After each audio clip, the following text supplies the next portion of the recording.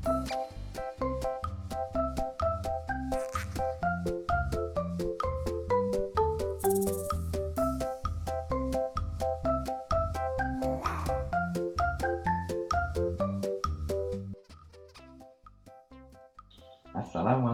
warahmatullahi wabarakatuh. Salam Pramuka. Berjumpa lagi bersama Kak Eko dalam sesi latihan Pramuka online.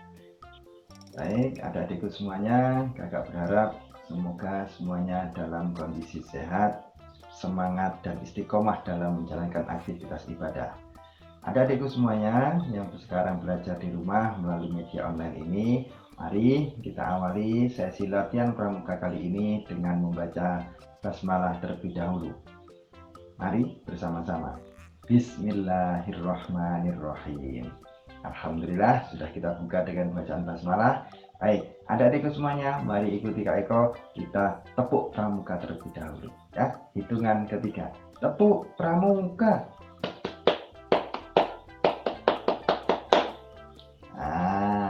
Itu tadi tepuk pramuka, hebat semuanya ya. Nanti di setiap sesi latihan pramuka kita ya, kita awali dengan tepuk pramuka ya. Nah, baik adik-adikku semuanya, pada kesempatan hari ini kita akan belajar tentang apa ya? Ada yang tahu kira-kira? Nah, baik.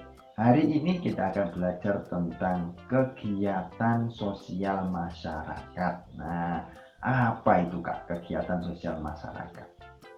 Baik adik-adikku semuanya, video ini sengaja kami buat satu video untuk dua jenjang, yaitu jenjang siaga dan jenjang penggalang ya.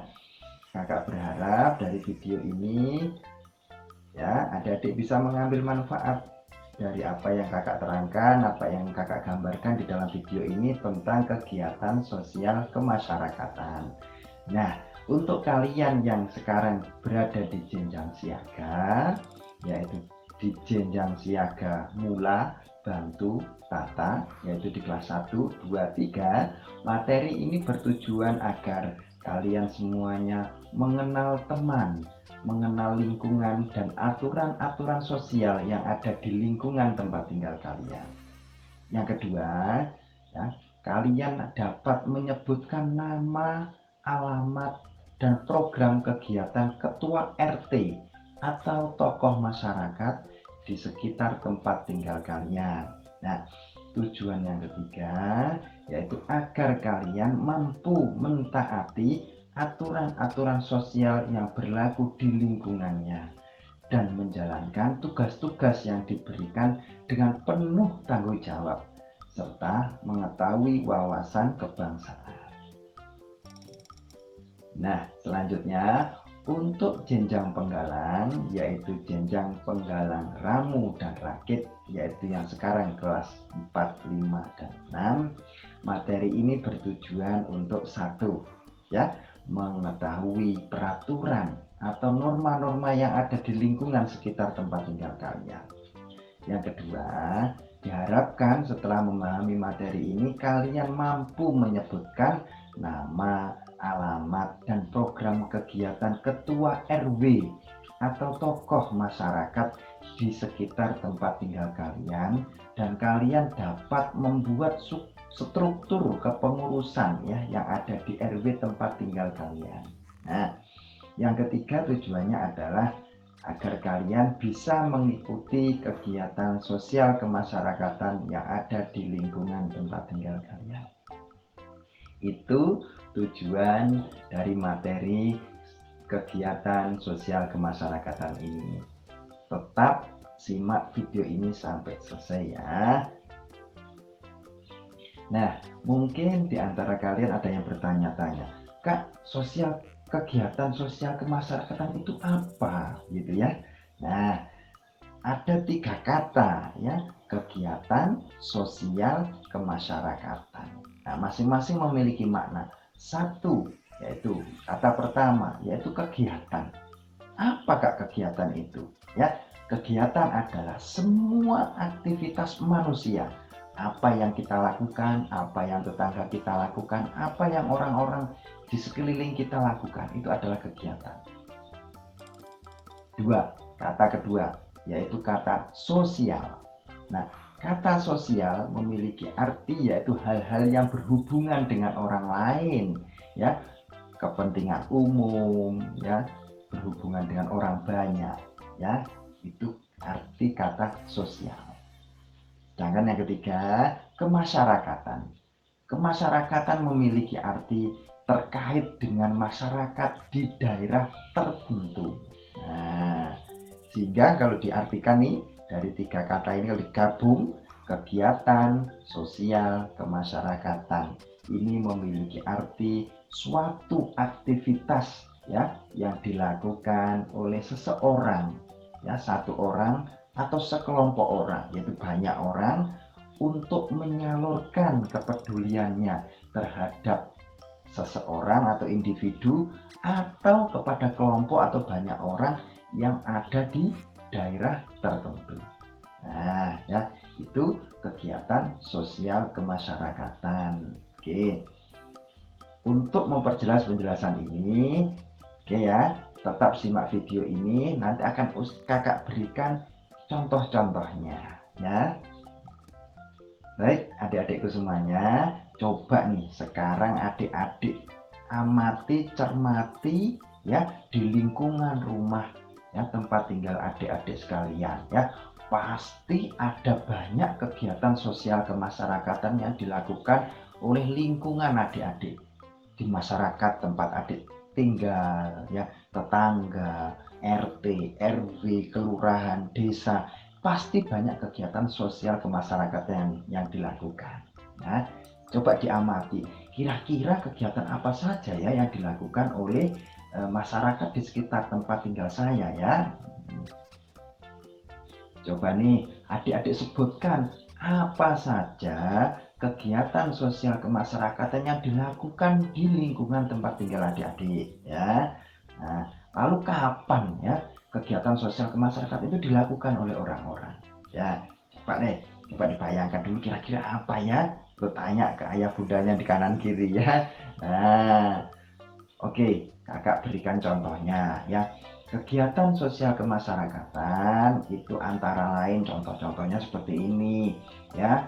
Kerja bakti membersihkan lingkungan, membersihkan selokan, membersihkan jalan di sekitar-sekitar kita bersama banyak orang gitu ya. Ketika rumput-rumputnya sudah mulai banyak, jalanannya kotor, gotnya gumpet gitu ya, gotnya mampet. Nah, warga sekitar bersama-sama untuk membersihkan gitu ya. Contoh yang lain ya, menyapa tetangga ketika berpapasan, ketika bertemu ya, ketemu di jalan atau kita lewat depan rumahnya, kita sapa dengan nada yang ramah dan senyum ya. Nah, itu adalah satu bentuk kegiatan sosial kemasyarakatan dengan tetangga sekitar kita. Nah, contoh lain ya, ronda malam atau siskamling, sistem keamanan lingkungan, yaitu atau jaga di pos ya malam hari, mungkin biasanya malam minggu begitu ya, Bapak, yang biasanya dilakukan oleh bapak-bapak untuk bersama-sama menjaga keamanan di lingkungan sekitar ya. Oke, berikutnya contoh lagi ya, melakukan penyuluhan atau sosialisasi protokol kesehatan kepada warga. Nah, sekarang sedang masa pandemi COVID-19, ada sosialisasi, pengumuman, pemberitahuan tentang bagaimana protokol kesehatan yang baik. Nah, yang dilakukan oleh masyarakat sekitar kita. Nah, itu adalah bentuk kegiatan sosial kemasyarakatan.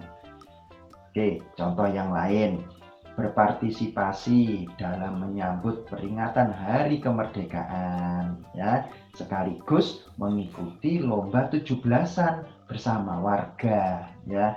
Itu adalah bentuk contoh-contohnya. Oke, contoh yang lain nih, melayat atau takziah kepada tetangga yang anggota keluarganya ada yang meninggal dunia ya. Kemudian yang lain contohnya menjenguk tetangga atau teman atau kerabat yang saudaranya sedang sakit, misalkan ada keluarganya yang sakit kita menjenguk ya. Itu adalah bentuk kegiatan sosial kemasyarakatan ya. Contoh lain nih, memberi bantuan berupa materi, barang, atau uang jika ada orang atau keluarga yang sedang kekurangan, sedang kesulitan, sedang membutuhkan, ya. Memberikan santunan kepada anak yatim, piatu, duafa, gitu ya, atau memberikan bingkisan, gitu ya, kepada keluarga yang terpapar COVID-19. Mereka harus isolasi di rumah, tidak bisa keluar-keluar, maka kita bantu dengan memberikan makanan, minuman, sembako, gitu ya. Nah, itu adalah salah satu bentuk ya kegiatan sosial kemasyarakatan. Oke, apakah masih ada contoh yang lain? Oh, masih ya. Contoh yang lain ya, memberi bingkisan ya sebagai tanda selamat bagi tetangga yang baru saja melahirkan atau menikah. Misalkan ada tetangga kita yang temannya baru saja punya adik gitu ya, ibunya melahirkan, terus kemudian kita tetangga-tetangga datang membawa bingkisan. Ada orang yang menikah, kita datang terus kemudian membawa kado gitu ya. Nah, itu ada salah satu bentuk kegiatan sosial kemasyarakatan. Apakah ada lagi contoh yang lain? Oh, ada contoh yang lain, misalkan nih membagikan buah tangan atau oleh-oleh. Misalkan kalian habis dari luar kota atau habis mudik gitu ya, dari mana atau pergi ke suatu daerah, pulang membawa oleh-oleh baik makanan maupun minuman atau bingkisan, souvenir. Nah, itu kita berikan kepada tetangga. Itu adalah salah satu bentuk kegiatan sosial kemasyarakatan ya. Terus kemudian nih kita menggalang ya dana untuk kemanusiaan, membantu korban yang kena musibah, bencana alam, kecelakaan, untuk orang-orang yang membutuhkan ya. Misalkan lagi contoh yang lain yaitu gotong royong, membangun atau kerja bakti membersihkan masjid ya, menyapu, membersihkan rumput-rumput di sekitar masjid ya. Ada lagi contoh yang lain itu ya, doa bersama ya, doa bersama di rumah warga. Misalkan kita diundang oleh tetangga, ayo mas, ayo mbak, ayo pak, ayo bu, nanti habis maghrib ke rumah saya, kita doa bersama, tasyakuran di rumah. Tetangga-tetangga datang. Nah, itu adalah salah satu bentuk kegiatan sosial kemasyarakatan.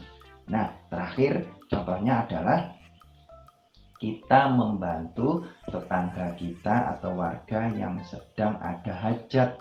Contoh misalkan ada hajat pernikahan, ada hajat khitanan, lahiran bayi dan seterusnya ya, pindahan rumah. Nah, kita membantu atau tasyakuran rumah baru dan seterusnya. Itu adalah bentuk-bentuk kegiatan sosial kemasyarakatan ya. Oke. Insya Allah masih banyak contoh-contoh yang lain yang tidak bisa Ustadz sebutkan satu-satu. Bisa jadi daerah satu dengan daerah yang lain berbeda-beda ya, di daerahnya Kak Eko dan di daerahnya adik-adik atau di daerahnya kakak-kakak yang lain bisa jadi berbeda-beda contohnya, bisa bermacam-macam ya. Nah, adik-adikku semuanya, coba nih kita ingat-ingat kegiatan sosial kemasyarakatan yang kakak sebutkan tadi ya. Dari semua kegiatan sosial kemasyarakatan itu, kegiatan itu biasanya tidak bisa berjalan sendiri begitu saja. Tiba-tiba ada, tiba-tiba berjalan ya, tidak mungkin ya. Tapi biasanya kegiatan-kegiatan itu ada yang mengaturnya, ada yang menyusunnya ya, ada yang mengkoordinir ya, ada yang mengatur. Nah, lalu siapa sih yang mengatur kegiatan sosial kemasyarakatan itu? Ada yang tahu? Siapa yang mengatur? Lalu siapa yang terlibat dalam kegiatan-kegiatan itu? Kok sampai kegiatan itu bisa tercapai ya, bisa berjalan ya? Siapa itu yang mengatur? Nah, biasanya nih adik-adikku semuanya, kegiatan sosial kemasyarakatan itu diatur atau melibatkan tokoh masyarakat. Misalkan nih ada tokoh masyarakat di tengah-tengah tempat tinggal kalian, ya, di lingkungan sekitar kalian. Misalkan siapa, ada pengurus RT, pengurus RW, pengurus desa atau kelurahan, pengurus masjid, PKK, Dasawisma, Karang Taruna, atau yang lain, ya. Mereka ini tidak bergerak atau menjalankan kegiatan ini sendirian, tidak, ya, tetapi mereka ini ada yang membantu.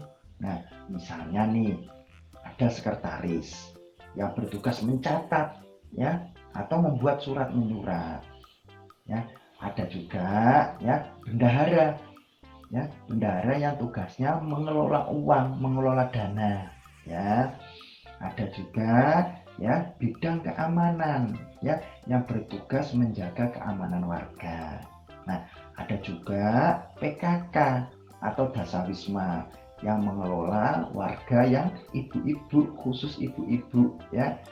Nah, dan masih banyak bidang-bidang yang lain yang memiliki peran dalam membantu pelaksanaan kegiatan sosial kemasyarakatan ini tadi, ya.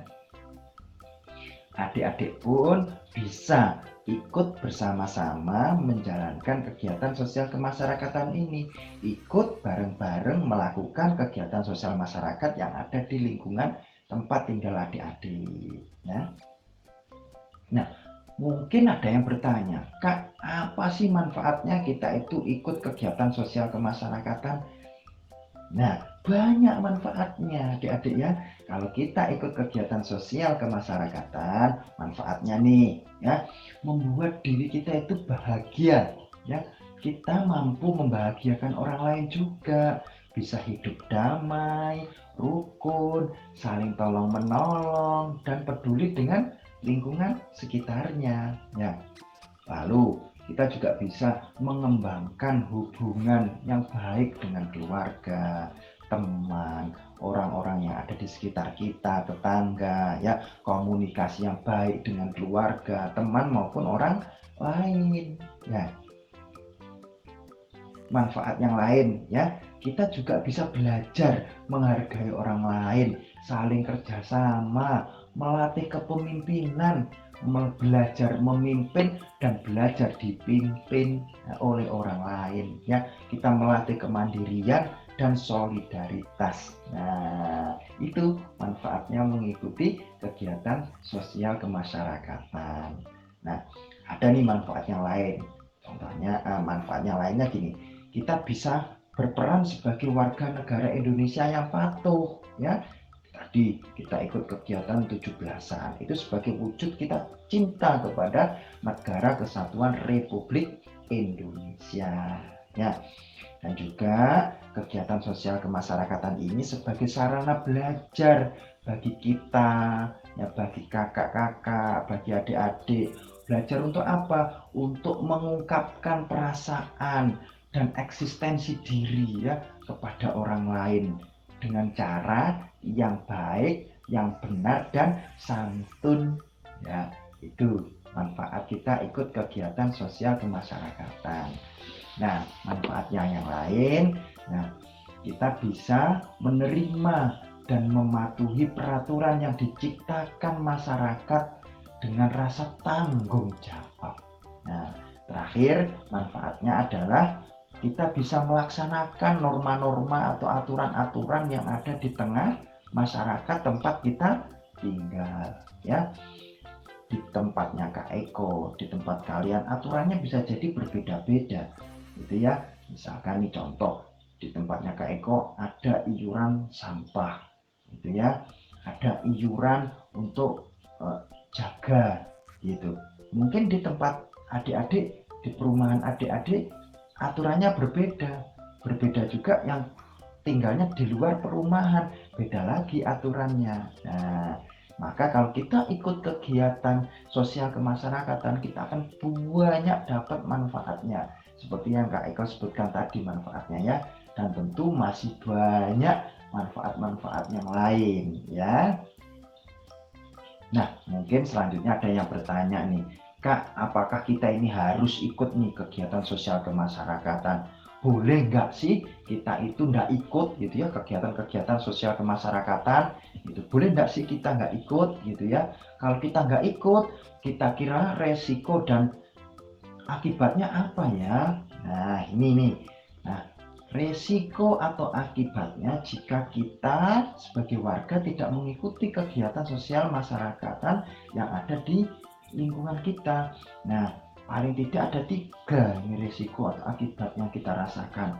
1, kita ketinggalan informasi tentang berita yang ada di lingkungan tempat tinggal kita.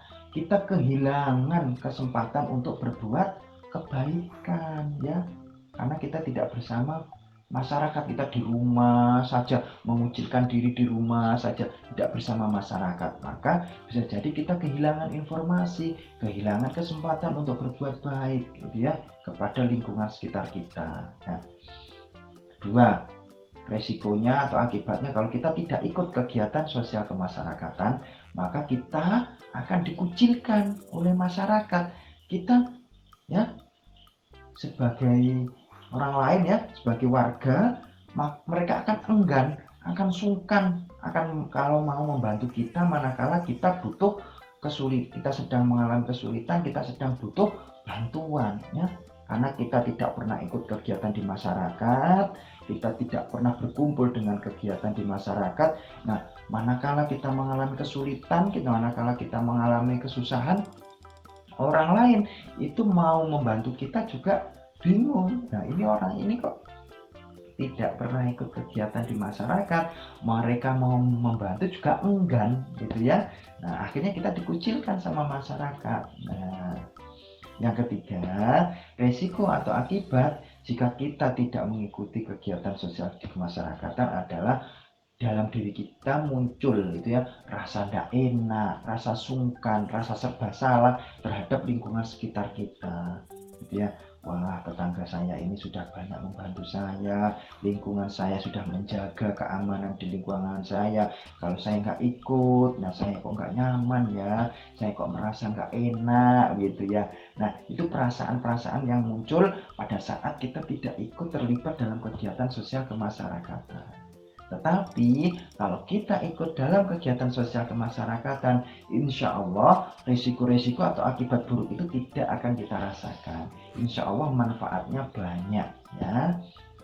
Nah, itu tadi adik-adikku semuanya ya, informasi penjelasan terkait dengan kegiatan sosial kemasyarakatan. Nah, baik, selanjutnya nih, apa nih aksi nyata dalam waktu ya 2 minggu ke depan sebelum nanti kalian bertemu di forum online bersama kakak pendamping kalian? Apa nih tugas kalian, apa project, apa aksi nyata yang harus kalian lakukan setelah melihat video ini nih, untuk kalian adik-adik yang sekarang di jenjang siaga mula, bantu tata, yaitu di kelas 1, 2, 3, yang harus kalian lakukan adalah silahkan kalian bersilaturahim bersama orang tua kalian. Bersilaturahim kemana? Bersilaturahim ke pengurus RT ya, atau tokoh masyarakat. Lalu yang di sana melakukan apa, Kak? Di rumahnya Pak RT atau tokoh masyarakat itu ya, tokoh masyarakat RT ya, kalian melakukan wawancara, tanya-tanya tentang apa? Susunan pengurus RT-nya siapa saja, program kerjanya apa saja, peraturan-peraturan yang ada di RT apa saja, lalu konsekuensi bagi warga yang tidak melakukan itu apa ya. Kalian datang, nanti difoto ya kegiatan wawancaranya, lalu kalian catat ya hasil wawancaranya itu, boleh direkam, boleh dicatat ya. Nah, berikutnya setelah silaturahim ke Pak RT atau tokoh masyarakat RT, lalu melakukan wawancara atau merekam wawancaranya tadi pakai voice note juga enggak apa-apa, pakai video juga boleh, pakai tertulis juga boleh ya. Lalu apa lagi yang harus dilakukan? Melakukan satu kegiatan sosial masyarakat yang ada di tempat tinggal kalian. Silahkan ikuti. mengikuti satu saja kegiatan sosial kemasyarakatan yang ada di lingkungan tempat tinggal kalian. Nah, pada saat kalian mengikuti, silahkan nanti diambil fotonya ya, sebagai bukti bahwa kalian telah mengikuti kegiatan sosial kemasyarakatan di tempat tinggal kalian. Nah, lalu setelah selesai kirimkan ya tadi foto pertemuan dengan Pak RT atau tokoh masyarakat di RT, fotonya atau rekaman voice-nya kirimkan ya ke Google Classroom atau pembina. Oke, yang dikirimkan apa saja? Tuh, satu, tadi foto dokumentasinya, wawancaranya tadi dengan tokoh masyarakat ya, hasil wawancaranya, bisa voice-nya, videonya atau tulisan tangannya ya, kemudian foto mengikuti kegiatan sosial kemasyarakatan itu dikirimkan ke kakak pembina atau ke Google Classroom ya. Nah, waktunya cukup lama ya, kalau dihitung dari sekarang bisa sampai 2 minggu ke depan sampai ketemu dengan kakak pembina. Nanti kakak pembina pada saat pertemuan dengan kakak pembina 2 minggu lagi, kakak pembina akan mengevaluasi siapa saja siswa yang sudah melakukan, siapa saja siswa yang belum melakukan ya. Kakak berharap nanti pertemuan berikutnya kalian semuanya sudah tuntas melakukan semuanya ya, praktek bersama-sama ya. Nah, itu untuk yang siaga. Lalu untuk yang penggalang bagaimana? Untuk yang penggalang, oke, hampir sama dengan tugasnya yang siaga. Kalau yang siaga tadi silaturahim bersama orang tua ke pengurus RT ya atau tokoh masyarakat di RT. Kalau penggalang silaturahim ke pengurus RW atau kelurahan atau desa ya, atau tokoh masyarakat di RW atau di tokoh masyarakat di desa ya. Nah, bedanya itu saja. Kalau di siaga itu pengurus RT atau tokoh di RT, kalau penggalang pengurus RW atau pengurus desa atau kelurahan. Tingkatnya lebih tinggi lagi kalau penggalang ya. Nah, penggalang itu untuk kelas 4, 5 dan 6 ya. Nanti setelah selesai fotonya, rekamannya dikirimkan ke Google Classroom atau pembina. Oke, semuanya tetap semangat. Kakak yakin, kakak percaya semuanya bisa melaksanakan tugas dengan bahagia, dengan bersemangat ya, untuk menjadi anak-anak yang disiplin, anak-anak yang cinta kepada Negara Kesatuan Republik Indonesia. Baik, cukup sekian pertemuan latihan kita, sesi latihan pramuka online pada kesempatan hari ini. Sekali lagi tetap semangat ya, tetap sehat, tetap semangat, tetap istiqomah dalam melakukan kebaikan ya. Oke, sekian dari Kak Eko. Wassalamualaikum warahmatullahi wabarakatuh. Salam pramuka.